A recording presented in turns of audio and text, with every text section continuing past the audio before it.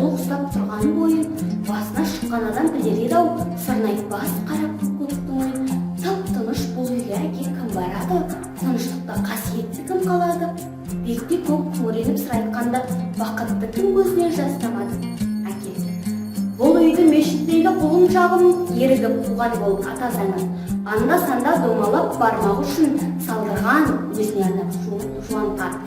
5 минут жатып тұрып жуып алмақ былғанған бұзықтықпен ятарын. Шығатын жоғарыда молдасы бар, азанмен құттықтайды қарынданы. Бұл мешіт көк үй емес, қар үйі, көргің келсе барып көр, мал базар.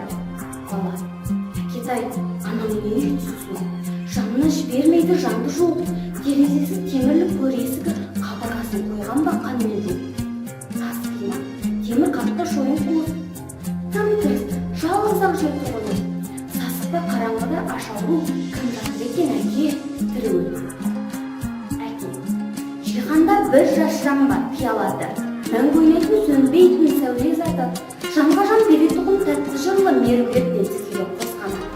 Ұшып жүріп жырымен жан ояту, жас қиялдың ешерген бар мұраты. Тірі жанға жырламақ тәтті жыр, адам заттың жоқ оған жақын жатты. Жиғанда бар нәрсені жаратқан сол тәңірі бар, бір ғана қиялаты. Анау үйді адамзат абақты дер, адам доңыз еменнің тамырын жер.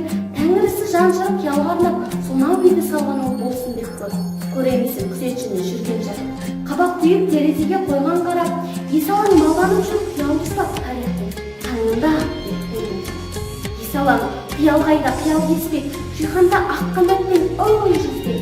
Жердегі жары жанды жұбатуға, тоқтаусыз көзімнен әндетсек. Балам, енді білдің ғой ол абақты. Ашуменен түйіп тұр ол қабақты. Қиял ұстап жаттым деп бос малданған ақымақ деп болмай ма адамзат?